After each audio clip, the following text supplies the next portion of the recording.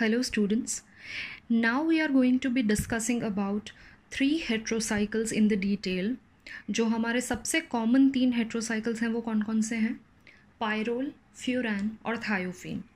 अब हम इनके बारे में डिटेल में बात करने वाले हैं, यानी कि इनका फिजिकल प्रॉपर्टीज़, इनका chemical properties, the reactions which they undergo, some synthesis, some mechanism, and finally हम लोग उनके मेडिसिनल यूजेस के बारे में बात करेंगे.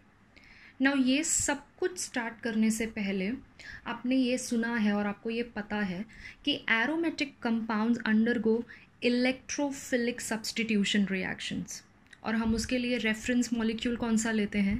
Of course we take benzene as a reference.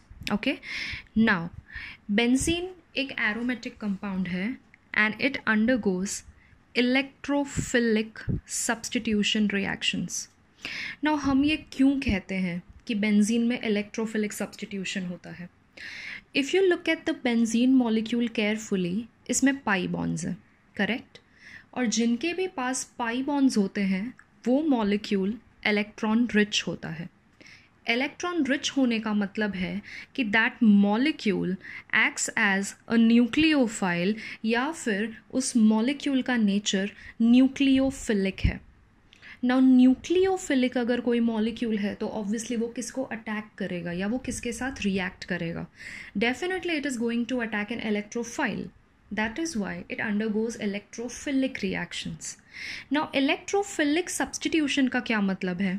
Benzene के हर एक कॉर्नर पे हाइड्रोजन एटम है, तो आप एक या एक से ज़्यादा हाइड्रोजन्स को किसी और ग्रुप से रिप्लेस कर सकते हो, सब्सटीट्यूट कर सकते हो.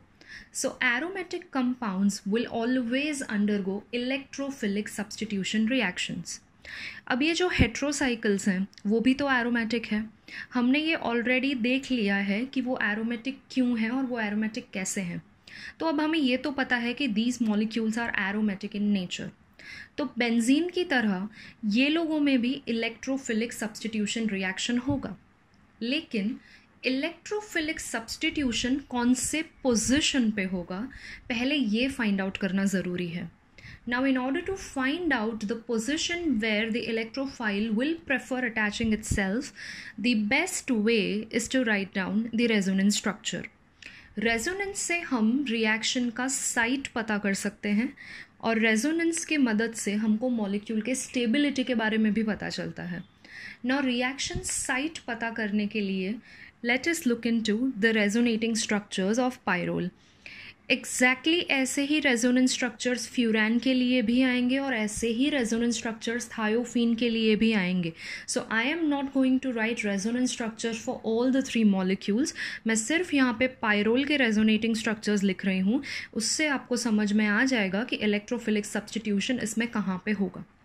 नाउ पायरोल में जो हेट्रो एटम है वो नाइट्रोजन है जिसके ऊपर लोन पेयर है. रेजोनेंस लिखने की शुरुआत हमेशा लोन पेयर से ही करनी चाहिए.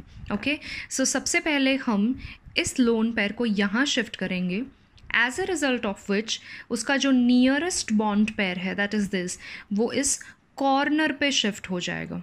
ऑलराइट, सो रेजोनेंस स्ट्रक्चर क्या मिलेगा? ये जो लोन पेयर है वो यहाँ पे बॉन्ड बना लेगा, क्योंकि लोन पेयर में देयर आर 2 इलेक्ट्रॉन्स और एक बॉन्ड में भी 2 इलेक्ट्रॉन होते हैं. So this lone pair is going to form a bond over here. So if you can look here, I have a bond. अब ये बॉन्ड फॉर्मेशन की वजह से नाइट्रोजन का वैलेंसी 4 हो गया है, 1 2 3 and 4. That means nitrogen has become electron deficient. Earlier it had a lone pair, now it has participated in the formation of a bond.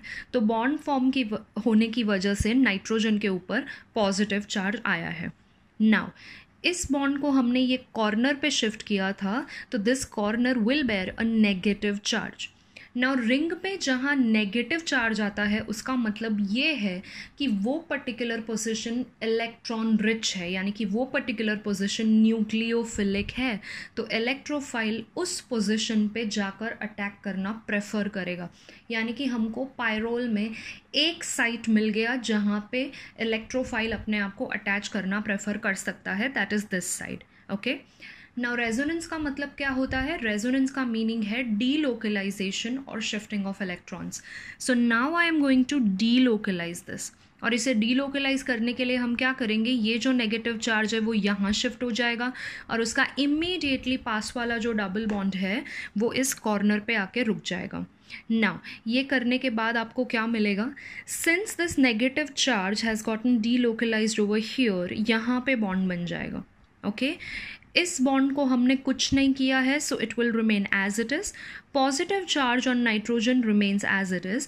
और ये जो बॉन्ड है जो हमने इस कॉर्नर पे शिफ्ट किया है, तो इस कॉर्नर पे आ जाएगा negative charge. Again this position is also nucleophilic.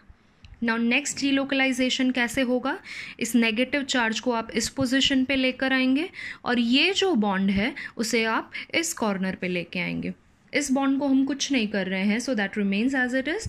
ये नेगेटिव चार्ज अब इस तरफ बॉन्ड बना रहा है एंड ये वाला जो बॉन्ड है वो इस कॉर्नर पे नेगेटिव चार्ज बना रहा है. नाउ नेक्स्ट ये नेगेटिव चार्ज हम यहाँ लिखेंगे और ये बॉन्ड इस कॉर्नर पे शिफ्ट करेंगे, तो आपको ऐसा रेजोनेंस स्ट्रक्चर मिलेगा. नाउ ये नेगेटिव चार्ज उसने यहाँ पे बॉन्ड बना लिया, ये बॉन्ड उसने इस कॉर्नर पे नेगेटिव चार्ज बना लिया. ये बॉन्ड और नाइट्रोजन का positive charge as it is है, हमने कुछ नहीं किया है, so I have written it as it is. Now finally I will get the original structure back. That is ये नेगेटिव चार्ज यहाँ पे आएगा और ये जो डबल बॉन्ड है वो नाइट्रोजन के ऊपर जाकर उसके पॉजिटिव चार्ज को न्यूट्रलाइज कर देगा and nitrogen will get its lone pair back. So we get the original structure of pyrrole back. Now अगर आप ये रेजोनेंस स्ट्रक्चर्स ध्यान से देखेंगे तो ये रेजोनेंस स्ट्रक्चर्स में नेगेटिव चार्ज पायरोल के हर एक पोजिशन पे आया है. Okay if you can see resonance में हमने शुरुआत यहाँ से करी थी, तो यहाँ पे नेगेटिव चार्ज है, इसके पास वाले पोजीशन पे इस स्ट्रक्चर में नेगेटिव चार्ज आया है, इसके पास वाले पोजीशन पे यहाँ नेगेटिव चार्ज है और इसके ऑपोजिट यहाँ पे भी नेगेटिव चार्ज है. नाउ यहाँ पे नेगेटिव चार्ज हर जगह पे आ रहा है, इसका ये मतलब नहीं है कि इसमें इलेक्ट्रोफिलिक सब्स्टिट्यूशन हर जगह होगा, ऐसा कंपलसरी है.